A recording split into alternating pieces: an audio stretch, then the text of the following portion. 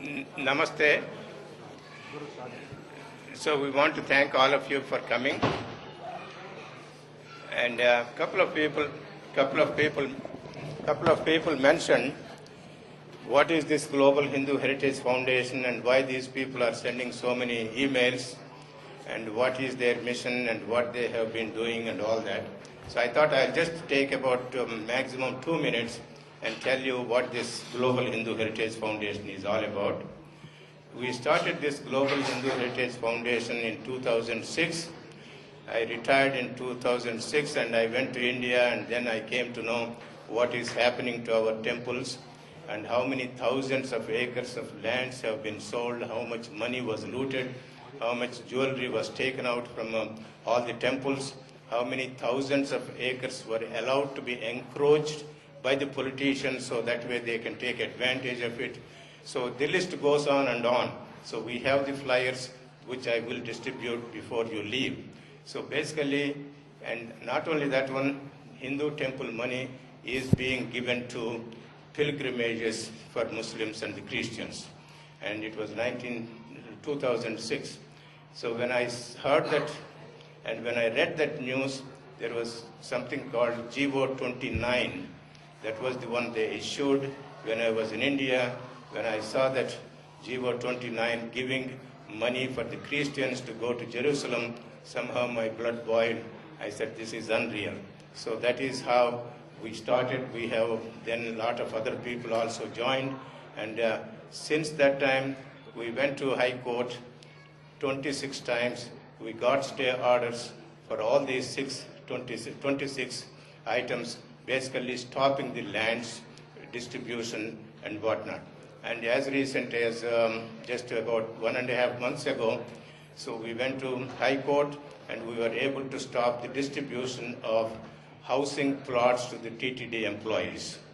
400 acres.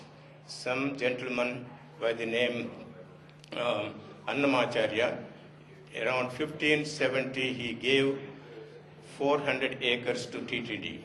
So they wanted to use that land and give it to the employees. So we thought that was unreal, and they should not give that land to these employees, because once you give them, they are going to give it to the highest bidder.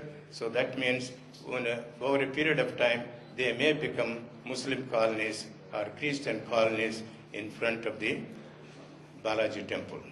So we were able to find, because in High Court, in order to go to the High Court, they said unless you find somebody who has donated this land or the lineage of that person. So it took almost 1 year for us, because 1570 that land was donated. So we were able to trace 17th generation person, and finally, so we were able to go to court and get stay order, and then we have successfully stopped the usage of that land. So we want that land to be used either for flower gardens, because we need a lot of flowers for Balaji, and then cows and other things. There are a number of ways we can do it. So basically, Global Hindu Heritage Foundation is basically started in order to make sure we preserve our culture, we practice our culture, and not only that one, most importantly, protect our culture. Even though we are practicing our religion and we are going to the temples and all that, nobody is looking at the protection of these temples. Openly, daylight, they are robbing our lands and money. So we have to join the movement to make sure that we restore our temples and take over these temples from the government and then manage ourselves. Today, our topic is going to be on the corruption.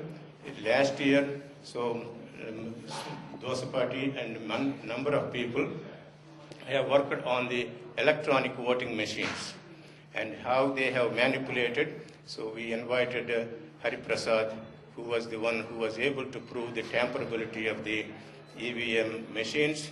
And of course, he was given the highest award in the computer science, that is called the Pioneer Award. And whereas back in India, he was a criminal. So you can see the difference between the recognition of the talents and whatever the politics that take place in India.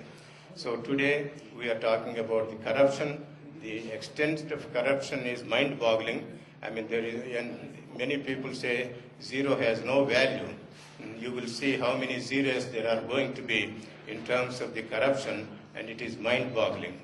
So I want to give credit to Satya Dosapati, who is the one who is spending day and night, and now we are also organizing a national conference in Delhi, March 2nd and 3rd. And Baba Ramdev, I think some of you have seen that he also visited Hanuman Temple, who was here last year, so he graciously agreed, and a number of other Swamiji, Subramanya Swami and others. So we thought we'll mention that one, and if anybody wants to have any information about Global Hindu Heritage Foundation, we will be glad to give you, and before you leave, I will distribute the flyers about what our activity is all about. At this time, so we have three distinguished panelists. One is Satya Dosapati. Please come here. So he is the one who is doing a lot of work. It's not easy to tell what he is doing. He spends a lot of time, and he has been working tirelessly, and he is able to convince 5-6 people in US to go to India and then Europe, and tapped a lot of people to present scientific papers as to how much money is being looted by all these corrupt politicians. So I don't want to say too much, but I think you will know it. He is also the Vice President of Global Hindu Heritage Foundation. So we have been working on this one for the last 5 years. Next, Dr. Raghavendra Prasad. I don't know if what we can tell. I think all of you know. He's a pediatrician. He was Thana president before and the president of India Associations, conglomeration of all the India associations in California. So he is our speaker. And Gopal Ponnangi. So he is going to be another speaker, 3 speakers. And he is the director of Sanatana Dharma Foundation. And he is doing a lot of community works. And he hosted a number of radio programs also, interviewed a number of people. So we would like to invite all 3 of them, and just they will go ahead and start at this time. So we will just offer bouquets. Rajesh will give it to Satya, and Ram elementally, and Mr. Lavu Ramakrishna.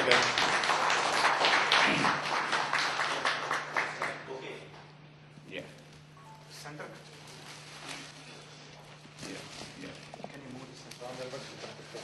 Yeah. Yeah. Yeah. One second.